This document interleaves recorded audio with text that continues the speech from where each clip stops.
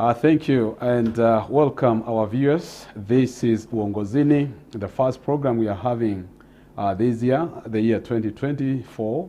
And I wish you a happy new year, meeting for the first time. And I want to thank God for the far that He has brought us. And we promise to continue bringing powerful and good guests as we start this year, the year 2024. And therefore, as I welcome you, my name is Robert Waihenya, and I'm blessed of the Lord.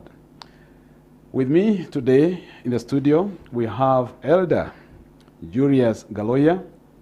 Elder Julius Gya, he is a chairman of Lohi Housing Cooperative Society, Limited, and he is one of the gurus, if we can call him so, as far as the real estate matters are concerned.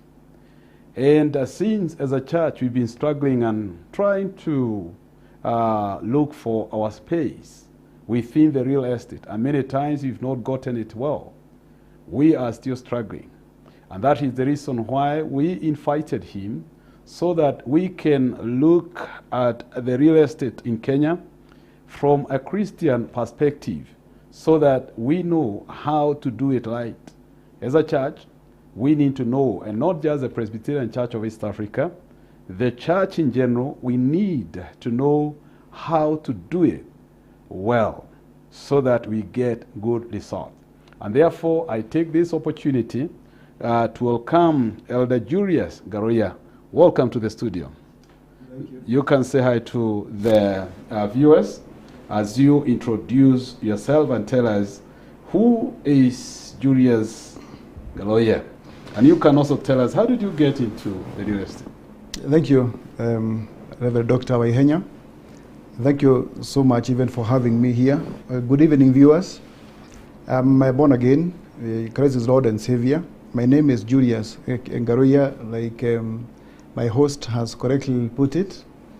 I'm a Kenyan citizen. I'm an adult. I'm married to one wife, Nancy Duta Kehio.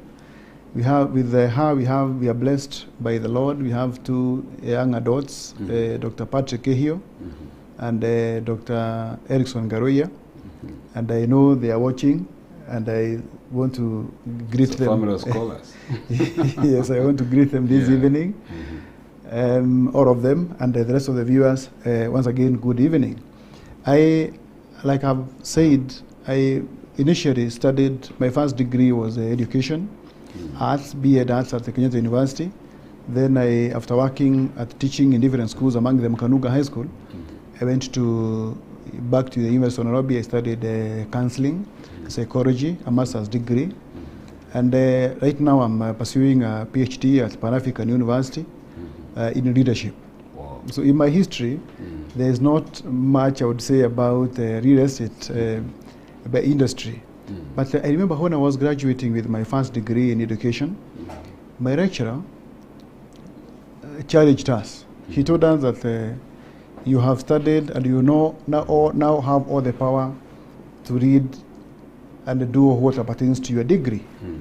So he challenged us to ensure that we now go out and study other issues and items outside the education that we were studying then. That's why now later I went to counseling, and now later I went to marketing, and then finally leadership that I'm studying now. But that thought of wanting to venture out and find out how things are happening outside in the outside market is what pushed me now to get into real estate. I remember that when I was a young boy, my father was putting up a small house in the village. It was a big challenge to him. It was a big challenge. Finally, he told me that he spent thrice as much. So it was quite mysterious how construction happens, because I was in primary school and I didn't understand how construction was going on, but I could remember I heard him complaining on how it was going. Then later, when I was teaching, like I've said, at Kanuga High School, I was putting up a small house when I was... So, you mean your father was in the real estate?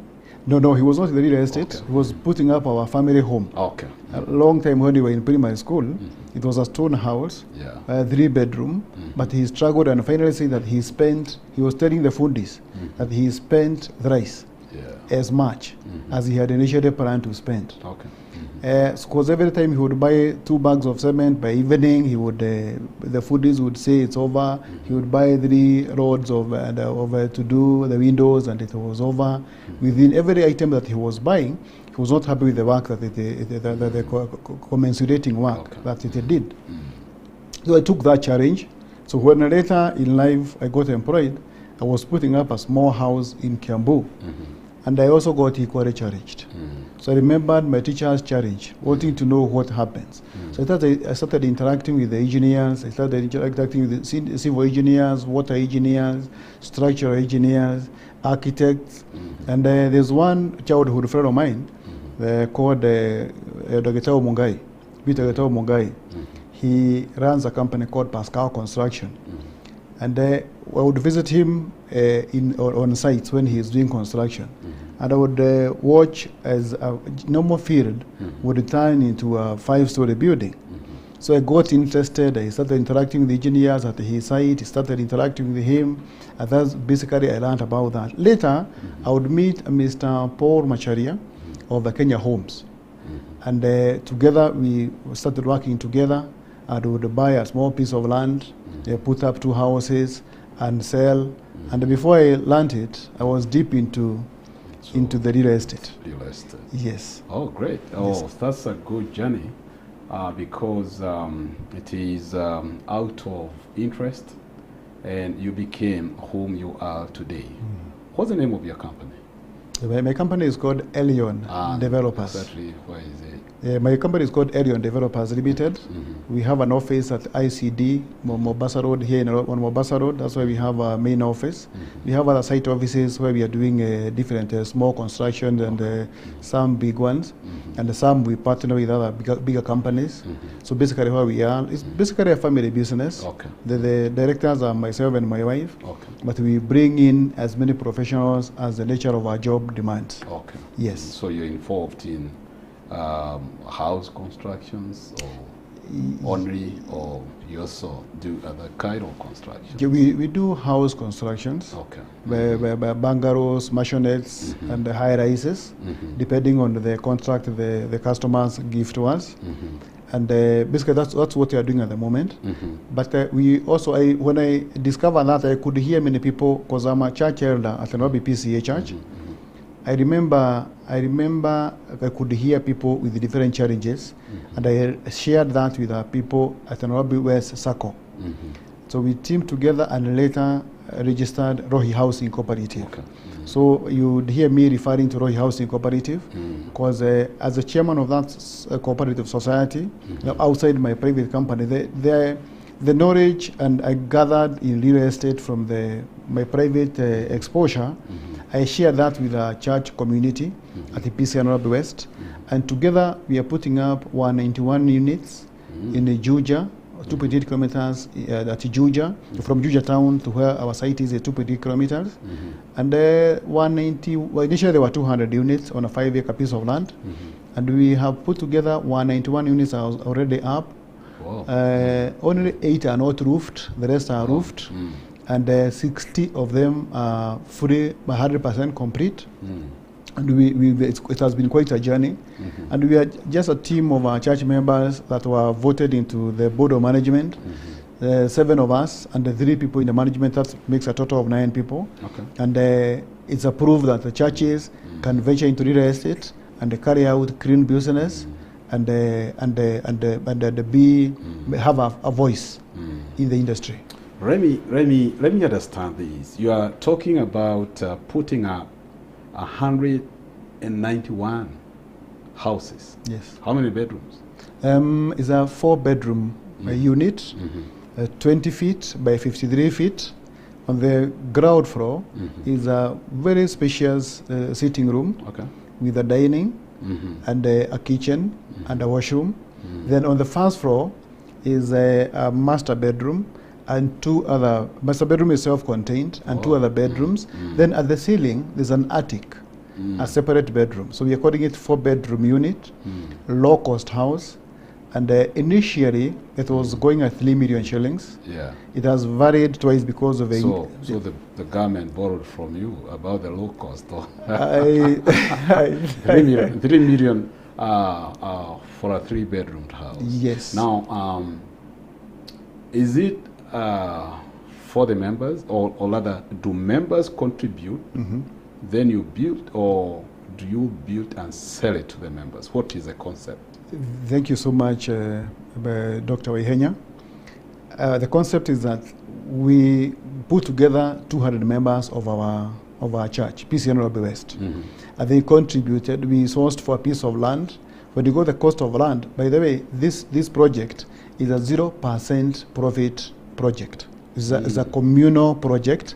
Our members contribute to the shilling. So if the piece of land then was costing the 2018-2019 was costing 65 million shillings, we divided that by 200 people.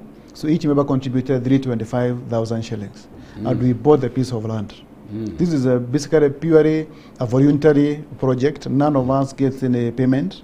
Then 7 of us who volunteered and were voted. So you don't get paid for doing this? Though we get paid when we do our other private jobs, but here at the church, we have committed to do. We wanted to prove to the world that the PCA church, that the Christians can venture into real estate and do good business, and we are calling this a pilot project because we are believing that once we hand over all these units, we will now venture into business now as a housing cooperative, and definitely now possibly then we will tender and see which other companies to bring in. Good. So yes. Soon, as you heard, we are going to have a Christian estate. I don't know how the estate will be called, but it will be an interesting scenario. 191 houses belonging to members of the same church under the chairmanship of Elder Julius Gya, Lohi Housing Cooperative. It is interesting, and I invite you to continue interacting with us at CAC TV Kenya, and also through our Facebook, so that we continue interacting, and even through our SMS, which is 011-220-044. Let us continue interacting as you ask questions, and Elder Gya, the chairman, will continue answering all your questions as we seek to get it right at our personal level and even at the church level, so that we don't fear, because many people, including the church, as I said, we have fleeced, and there is a lot of mistrust. People don't want to venture into this area of real estate. There is a lot of conmanship whereby people have been misread, and people have lost money.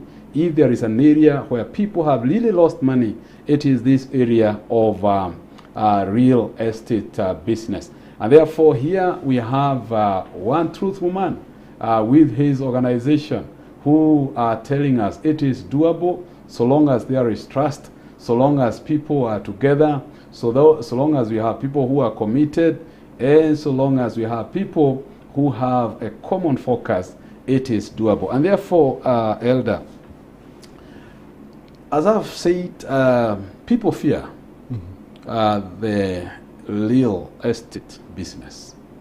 So what are some of the myths that you think we need to debunk and to, you need to put straight and tell people, yeah, this is how it is. So what are the some of the myths that you think need to deal with in this industry? Thank you so much, Dr. Waihenya. There are several, there are a myriad of myths, many of them.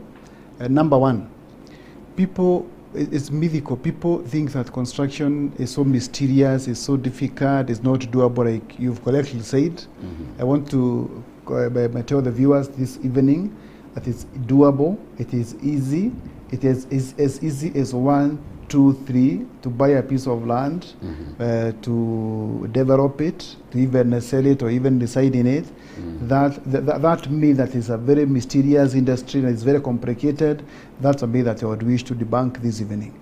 Number two, is that you can do it alone. That when you are selling your own house alone, when you buy a piece of land and then you construct it alone without involving other people, other professionals, it's going to be very cheap. No, it will be very expensive in the long run. So it's advisable to bank that myth. I would professionally advise that when you think of buying a piece of land, involve an advocate. Get a trusted advocate that you've been dealing with. Their advocates called the conveyancing lawyers, advocates that would help you in conveyancing. So get the title deed of the person who is selling the piece of land to you, take it to your advocate, then liaise or connect your advocate with the advocate. Your advocate will do a few things for you. Number one, he will ensure that that's genuine piece of document. It's not a fake title deed. He will check the genuinity of the document. Then he also do possibly evaluation, knowing whether that land, if you are buying the piece of land, whether it's highly priced in the market or lowly priced in the market, or if you're buying to prospect, what is the future? He will advise you on that. Then bring in when you the myth that is there that if you are selling, if you are the one who is handling the deal, it will be cheaper, it will be convenient when you're handling it. That myth I want to demystify it and say the backing of it is to ensure that you involve professionals in the deal. Number three, another myth is that when you're the one who is giving the price in the market, you're selling a piece of land and then you decide because you wanted to buy a house at 5 million and you are selling your piece of land which is worth 2 million, you want to sell at 3 million because you are the one who is personally doing it, involve an agent. And land dealing agents and realtors like ourselves, people that are in real estate industry, know how much a piece of land is costing because we deal in this every day. We tell you how much a quarter acre of land on Kenyatta Road is costing, how much a quarter of land in Kitengela is costing. So immediately we mention your price, we tell you, if you are selling at 2.5 million for a 100 by 100 piece of land, it will take you a very long time to sell it. So we demystify that by giving you a good price. If much as you want to buy something else at 3 million, you want to buy a car. So you want to sell this plot at the price at which you want to buy the car. But this plot you only sell at 2 million. Sell at 2 million, take it to the sale of the vehicle. Then you can borrow maybe $1 million from the bank or something like that. So we want also to debunk that myth that when you sell it yourself, it's going to be cheaper. It's going to be you're going to dispose it faster. Then the fourth one is the time value for money. People believe that any time you put your money in land, it will always pay back in a month or in 2 months' time. No. Anytime you put your money in land, complete the process, keep your document, and wait for the value. There are many factors in the market that vary the price of land. Initially, factors that would vary pricing of land was nearness to a tarmac road, proximity to electricity line, and maybe proximity also to water supply. But this has changed. The major factor now when you're investing in land is politics of the day. Because people now, our nation, and possibly even the world, right now nobody would buy a piece of land at Gaza. Going by what is happening, so politics has become a very key factor. When there are fracas in our land, nobody would want to buy the hot spots. You are told these are hot spots, another hot spot. Nobody wants to invest in that line. So that's what I would demystify. That not only just water, nearness, proximity to water, and electric line and a tarmac road. Where it's a myth that those are the only factors, but no, there are other contemporary factors that are coming into play that would help you to be strong and grow faster in the real estate industry. Great. Yes. Oh, that is interesting. So don't just go and buy broti maguta. So you need to be advised professionally so that you don't invest your money where it is not going to pay back or where you're going to find yourself in trouble. Just one question, and this one has creeped my mind as you are talking. Do you think it is wise for me to buy a plot which is 50 by 100? I buy it at 500,000 shillings. Then I put up a house worth 20 million. Very interesting question. Let me first of all get more further clarification. Yeah. The locality. You Where know, is that? where plot is 500,000. You know where that plot can be? Yes, it must be outside. It's quite at the periphery. Yes. It's quite far. Is it a viable? Very interesting question. And more so, Yes. if I'm intending to sell the house. It's not a very good idea. It's not a very good idea. We usually recommend that you invest depending on the marketability of the product that you want. The product you are developing now is a house. The housing unit will cost less. Depending, most importantly, they have several factors, but the main factor is the environment. Okay. The environment is key. If there's no tarmac road, there's no water, there's no sewer line, and it's the very interior where plots are costing now the 500,000 shillings, then the investment should be commensurate to the investment you're putting in, so they can now recover your money. There will be return on investment. Yes. Good. Yeah, that was good, by the way. And now, Chairman, the real estate sector really grew in the in 2000, around 2000, when former President Kibaki came into power, and there was a boom, and everybody was in the real estate. How is it now? How is the market currently, as far as real estate is concerned? From a Christian perspective, we are saying that things are good. Okay. Because our economy is godly. All the time? All the time. Yeah. From a Christian perspective, things are good. Our GDP, our GNP is heavenly bound. But right now, there's a fear of people investing in the real estate industry, especially as in the line of low-cost houses, because the government is very forceful in terms of developing low-cost houses.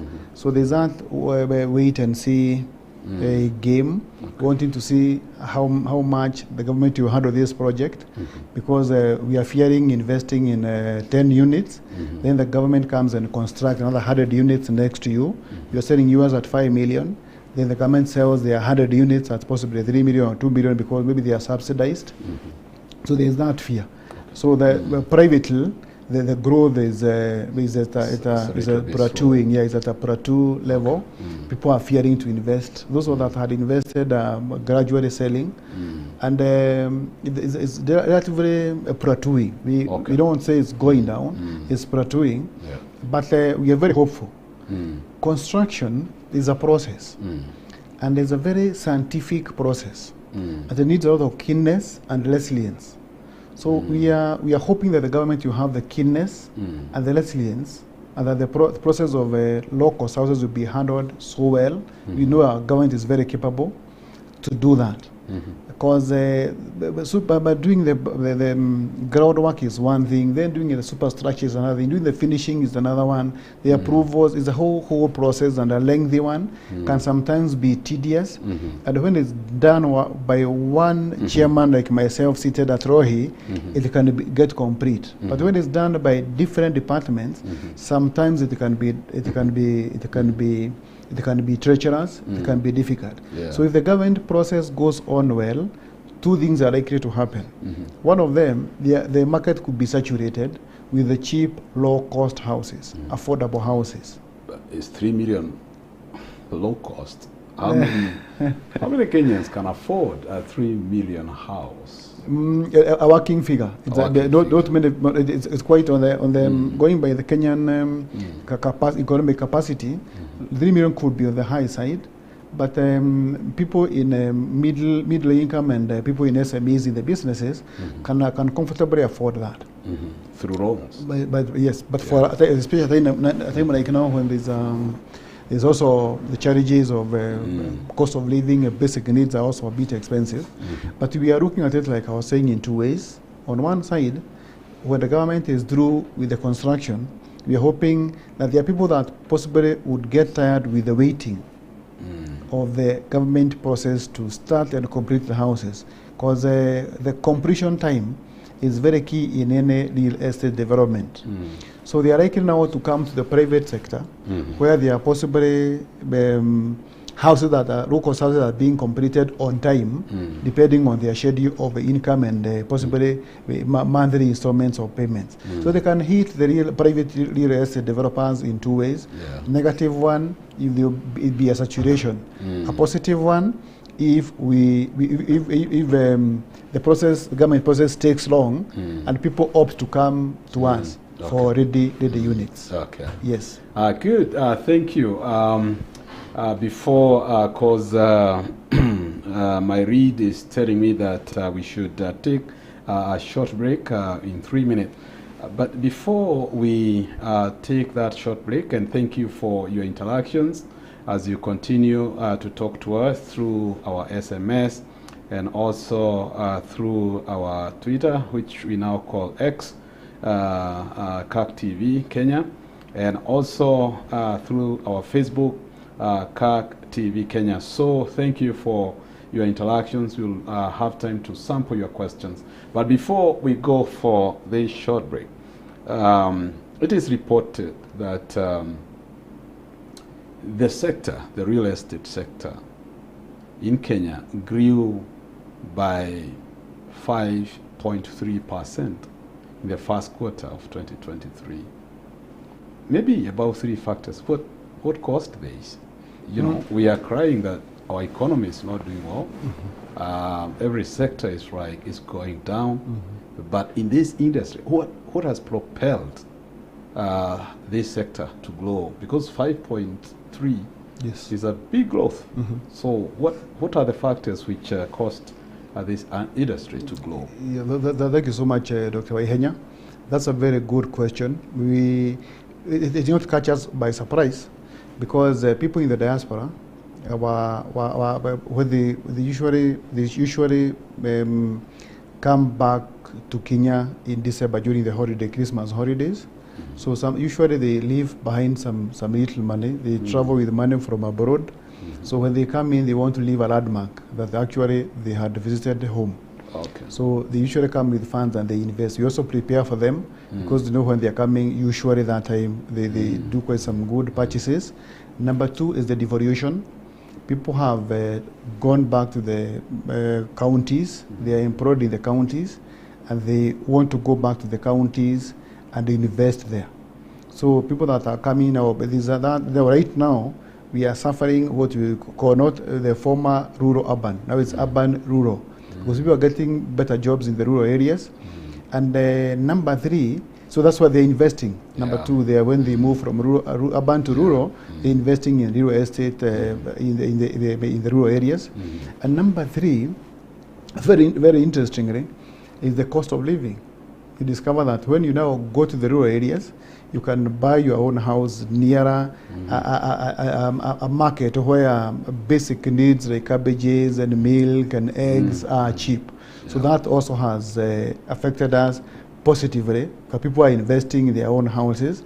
Then again, also now when after the COVID, most organizations cut down the salaries to their employees. So an employee now wants to relocate. He better spend some little more money in paying transport, but wants to avoid rent. So that people want to own a house so they can avoid rent, so they're able to manage the retro basic pay. So that's another factor that affected the growth. Good. Yes. So those are some of the factors, and we need to be inspired that even when many things seems not to be working, yes, there is hope, and more so in the real estate. And therefore, one of the message that we are getting from the chairman, Elder Julius, is that don't fear, and there is hope, and it is growing. We need to be articulate. We need to exactly know where and how to do it, and it is not as complicated as we think it is. But don't do it yourself. Make sure you involve a professional so that you don't get it wrong. Church, are you hearing? We need to involve professionals even as we do real estate business. If you don't and you do it yourself, then it will be messy, it will be noisy, and you are not going to get it right.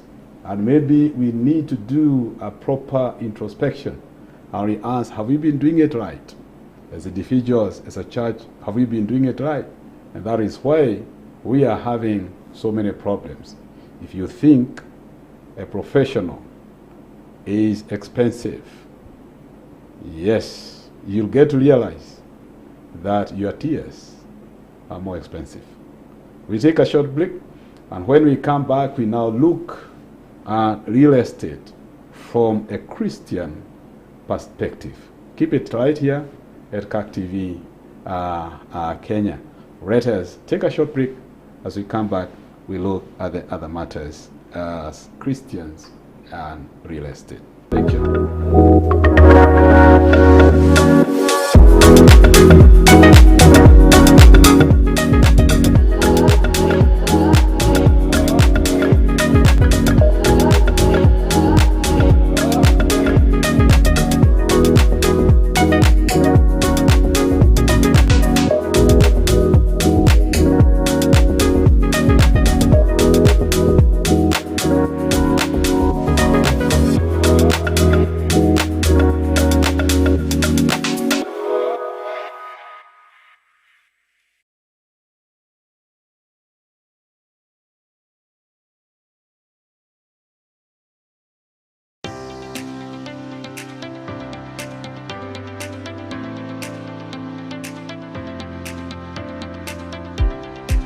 My name is Esther Charles, the principal PC at Ongata Both Girls High School.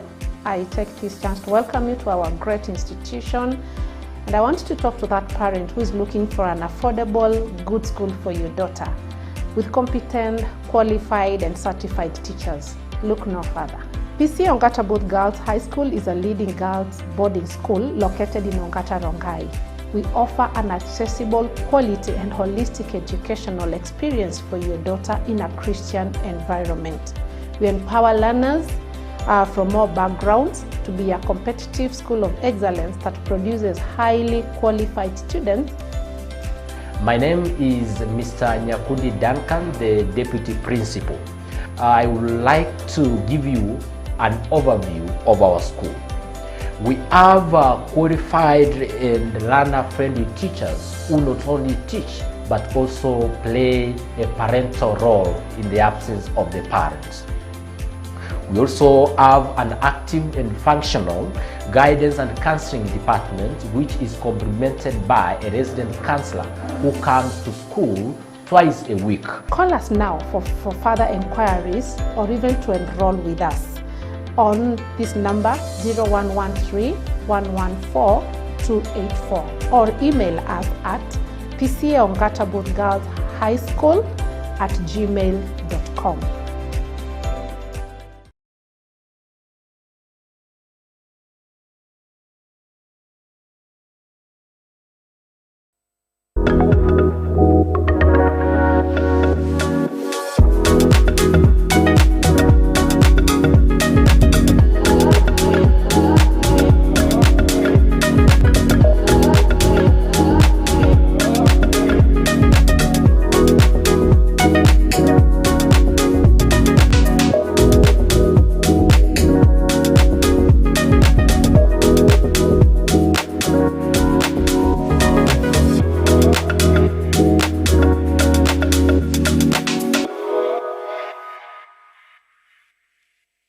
Yeah, thank you and welcome back. Our viewers, we continue to interact and to look at this matter of real estate as Christians so that we get it right.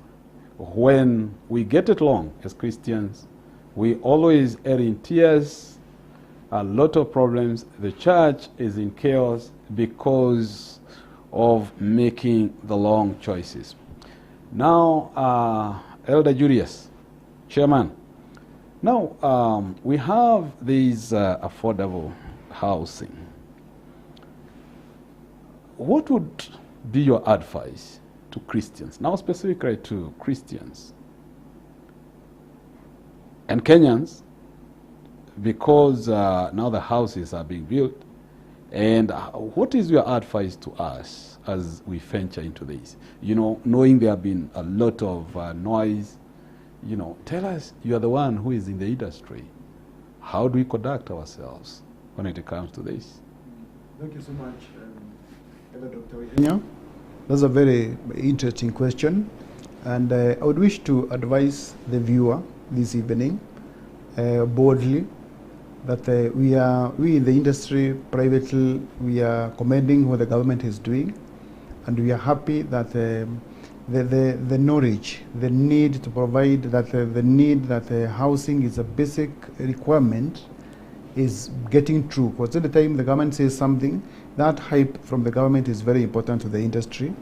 But my advice as a professional, from a professional perspective, and as a Christian, is only to advise the Kenyans to ensure that they buy what is genuine. Anytime you want to make, anytime you are subscribing to the local houses that are being sold by the government, ensure that you buy real house. Involve your advocate, involve a realtor, a real estate agent, so that you get you are sure you are investing your money in the real place. There are many people that are coming up and giving promises only to be caught later as scams and saying you're selling these local houses here, they are going to be constructed here, start paying in advance, and all those other lies that are there in the market. Please beware of that. Every time you are sending money through that pay bill, every time you are depositing your money for those local houses that are being sold by the government, is a very good gesture. It's a very good investment to do. It's a very good willpower, but ensure that you do it to a genuine government agency, so that you don't pay or you don't buy from the wrong person, only to realize later that your money was or went to the wrong place. If you are investing in the government is genuine. The industry, the hype about local houses, the affordable housing is real. Invest and invest wisely. Ensure that you put your money where it's supposed to be. Thank you. Okay, so your advice is that we invest wisely. Yes. And we go slowly. Yes. So that's a good advice. Invest wisely and go slowly. That is the advice from the professional. That don't rush. Not all that glitters is gold.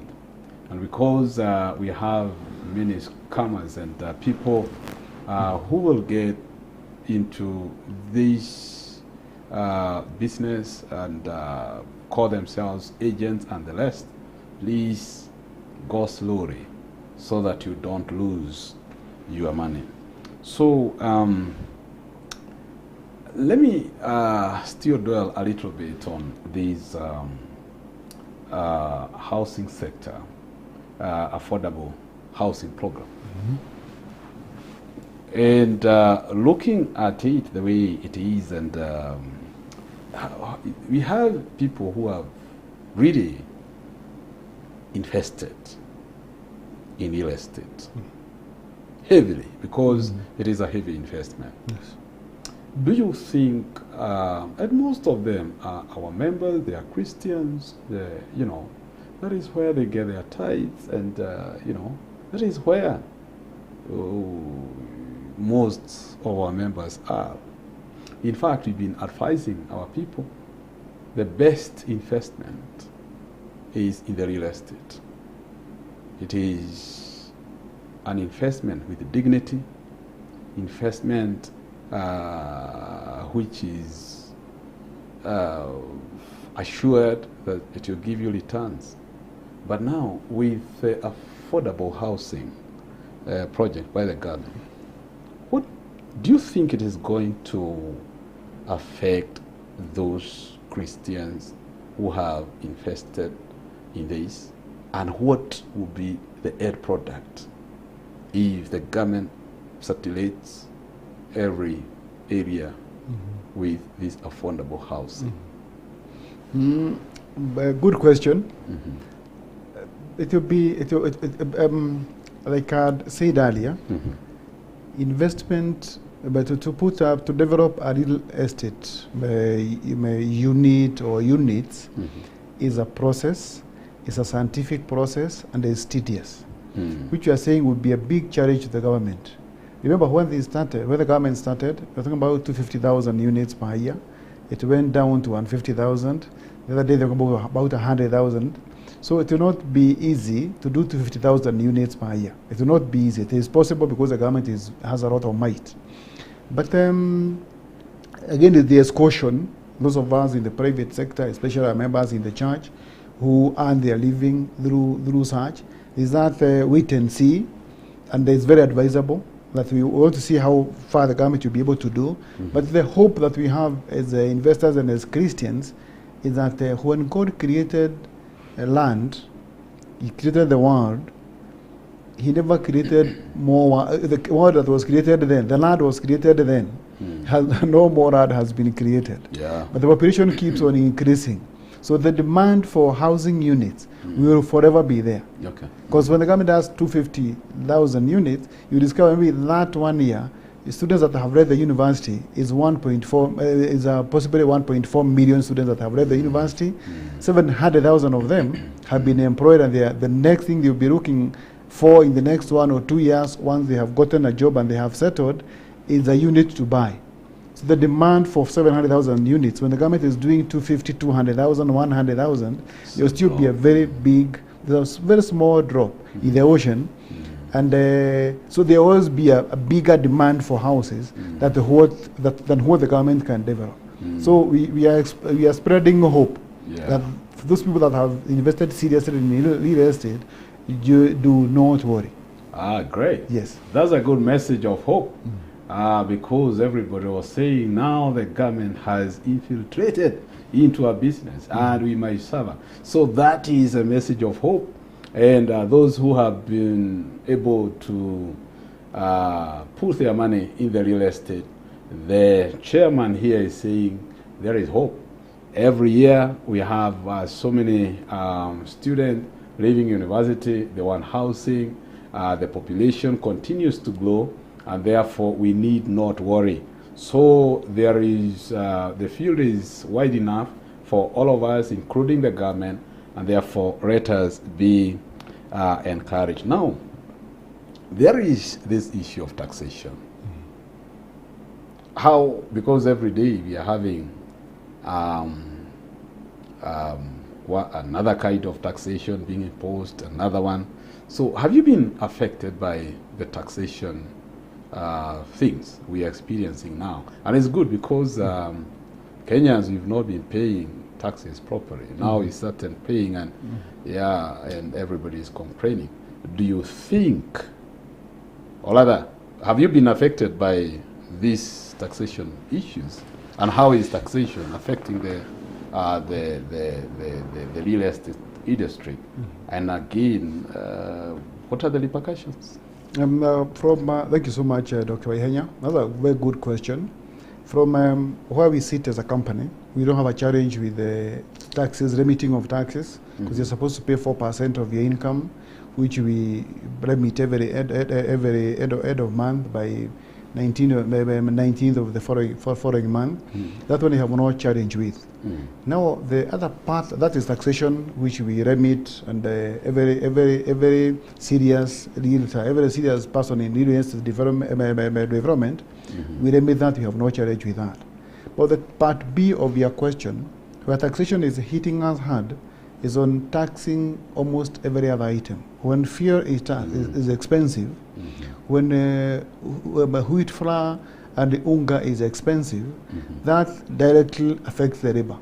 Okay. So you discover that a manual worker in a site that you could pay 700 shillings in the last 5-6 months, now you are paying him 1,000 shillings or 1,200 because he has to eat. And he has to eat a lot because he is working hard and he is getting tired.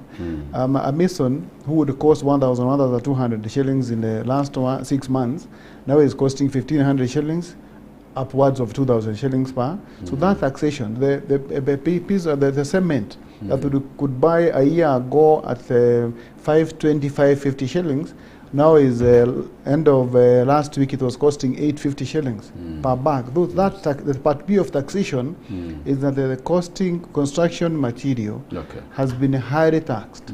One, because of the dollar, because raw materials are coming from outside, our dollar has gone haywire. Started now stabilizing last week. We hope it will stabilize this week.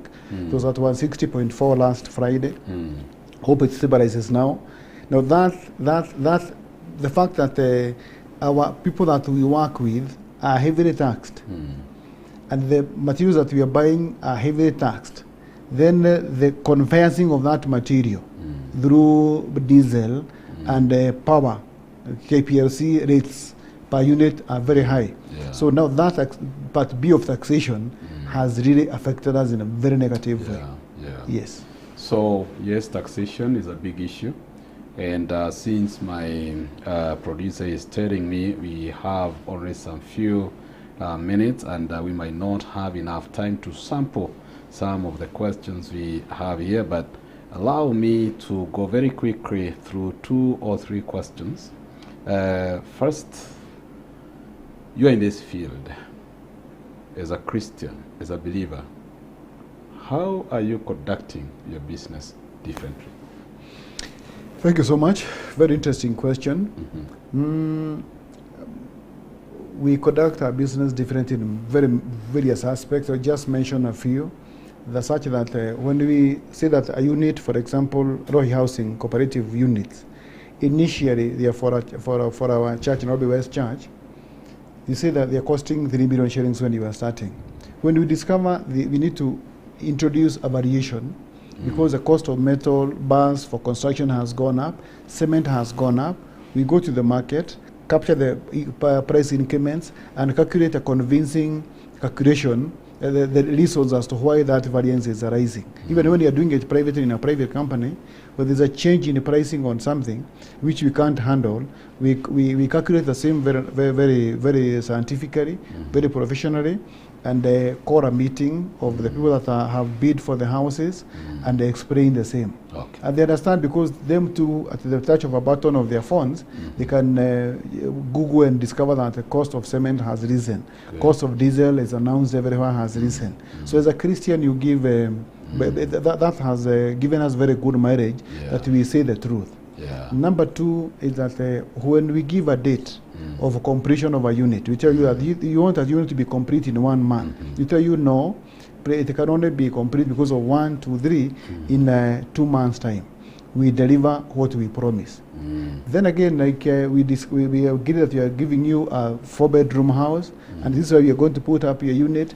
If another customer comes that wants to pay cash today for your house, which is just about to be complete, you tell them, we are Christians, wait until your house is constructed, because this one you are constructing is for so and so, and he has paid this much, and we have promised, and these are the finishing that you want to do. So we stick to what we say, just like Christ commands us to do. Yes. Honesty, transparency, and truthfulness. Yes, those are the virtues that Lohi Housing Cooperative Limited are applying so that they do things differently. Time is really learning. You know, do you think Christian organizations, that is churches and our societies, are doing enough to occupy this space, very briefly, to occupy this space in real estate? Very good question, Dr. Ihenya. My straight answer is no. We have a lot of potential as a church, as a Christian community. We are not doing enough. And there's a lot of potential. There's a lot of space that we can occupy, and then shield our people from going out there and being exploited by other people that are not running their business in the Christian way. So there's a lot of potential that we are not exploited, and our people have the capacity, have the might, have the willpower to occupy this space of real estate. Thank you. Yes. Thank you. I can see people are following, and they are asking so many questions. You'll excuse me. We have Florence Wamuyu. She's saying Very informative. Thank you so much, Essie. Catherine saying, God bless you, Elder. Nancy Kehio, I know you know this. And Carol, Maggie, and Radia Wabogo, thank you for following. And they are asking their questions, but they'll be SMSed to you so that we just finish with this one question. This one question, so that you later give us your parting shot. So, since churches and religious organizations are not properly occupying this space and the opportunities in this sector, well, two things. What do they need to take advantage of so that they at least start getting into this open space, which is clean and available for them? Mm-hmm. Thank you so much, Dr. Ihenya. Two things. One of them, research. Mm-hmm. You should invest in research so that you know where to buy a piece of land, who are you constructing for, what kind of unit does that community or that clientele, that niche in the market, what are they looking for? So that, to me, I think that is very important, doing a research. Then accepting that if you are in the line of preaching, or in the line of teaching, or in the line of scholarly study, then accept that there are other people in their own line, respect them and consult them, and truthfully they will give you information that you now convert and you convert, make use of, and run with. Exactly. And to me, that would be a very, very basic idea that will help the church and the Christians to get to this space, because it's a rich space and has a lot of potential. Yes, church, we are being cherished that we preachers, we should not be jacks of all trades. Allow others to do research for us. Allow them to work for the church. Don't be the constructor. Don't be the one who is buying cement. Don't be the one telling the churches this. Let have research-driven real estate investments. So thank you so much. Now, Elder Kehio, it was good having you in the studio. Maybe you can give us the parting shot. And we look forward to working together, because this is very critical information which we don't have. We think we wake up and we go, we buy broti maguta maguta, as we said, and then we, tell people go and take cement, take sand, take whatever, and then no, we need professionals in this. Thank you for all this. Well, give us your parting shot. Thank you so much, Dr. Ihenya. Like I had said, thank you so much for having me here. Viewers, thank you because of watching and the questions you've asked. We really appreciate it. My parting shot is that it's a very simple process in real estate development, because you need to hire right. You get a project manager, you get an advocate, you get a civil engineer, you get a QS, you get somebody who will be able to, professional that will guide you in all this. You don't have to be any of those. You only need to respect that there are better professionals in their own lines. You bring them in, you put together a team that will help you to develop real estate. And you can still, succeed. You make your margins, and you'll be able to earn rightfully and collectively. Lastly, as Christians, we are there to spread the gospel. We are there to let our people know that we real well is in the house of God. Our members should not go out there in bars and in clubs and other social places looking for wealth when they have left it in the house of the Lord. God bless you. Thank you so much. Thank you so much. Christians investing in real estate is good and real, and therefore we need to do it well. Let us make use of the professionals we have in our churches. Let us do it so that we don't get into shame, because real estate can cause conflicts and shame to any church, to any individual. And therefore, let us do it well.